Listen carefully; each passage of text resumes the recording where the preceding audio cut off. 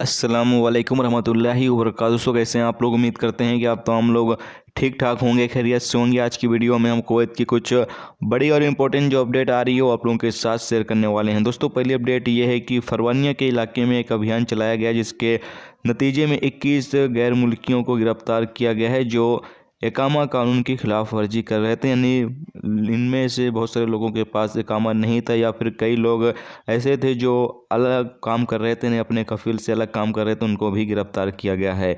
MOI की तरफ से इकामा कानून की खिलाफ वर्जी करने वालों के खिलाफ कार्रवाई करने के लिए टीम जो है वो तैनात कर रखी है, जबकि यहाँ पर 112 नंबर भी जारी किया गया है। कहा यह गया है कि जो भी कुवैत में जो इकामा कानून की खिलाफ वर्जी करने वाले लोग हैं उनकी शिकायत करना चाहते हैं या फिर जो अपने कफील से अलग काम कर रहे हैं उनकी अगर आप शिकायत करना चाहते हैं तो आप 112 पर कॉल करके जो है उनकी शिकायत कर सकते हैं, जिसके बाद पुलिस वहां पर पहुंचकर उन लोगों के खिलाफ कानूनी कार्रवाई करेगी।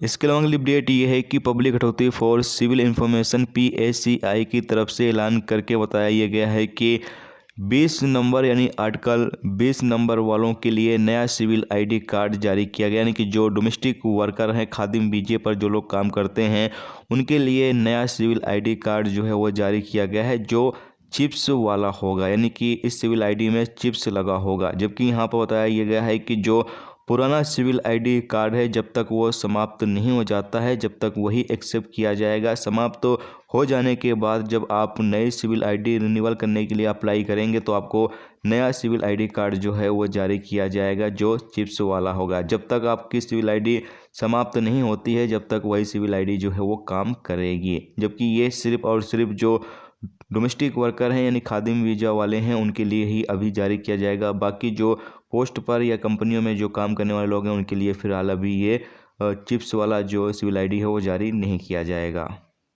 इसके अलावा अगली अपडेट ये है कि कुवैत में जो ह्यूमन राइट के हेड हैं जसीम अल मुबारकी, उन्होंने कहा कि जो गैर मुल्कियों का लाइसेंस वापस लेने के हवाले से बताया जा रहा है, खबर बताई जा रही है, ये बिल्कुल गलत है। उन्होंने कहा कि कुवैत गवर्नमेंट को ऐसा नहीं करना चाहिए क्योंकि ये इंसानियत की बुनियाद पर बिल्कुल ही गलत है। उन्होंने कहा कि अगर कुवैत गवर्नमेंट ऐसा करती है कि जो गैर मुल्की हैं उनका ड्राइविंग लाइसेंस वापस लेती है तो ये गलत होगा और इससे जो नेशनल अर्थव्यवस्था है उसको भी नुकसान पहुंचेगा। तो यहाँ पर हो सकता है इस पर जो है वो कुछ राय मशवरा आगे किया जाए, क्योंकि यहाँ पर जो ह्यूमन राइट के हेड है उनकी तरफ से ये बयान दिया गया है कि जो गैर मुल्कियों का लाइसेंस है वो वापस ना लिया जाए। इसके साथ ही अगली अपडेट ये है कि कुवैत में पिछले 24 घंटे में 75 नए कोरोना वायरस के मरीज रिकॉर्ड पर आए हैं, जबकि किसी की मौत नहीं हुई है और 34 लोग ठीक हुए हैं।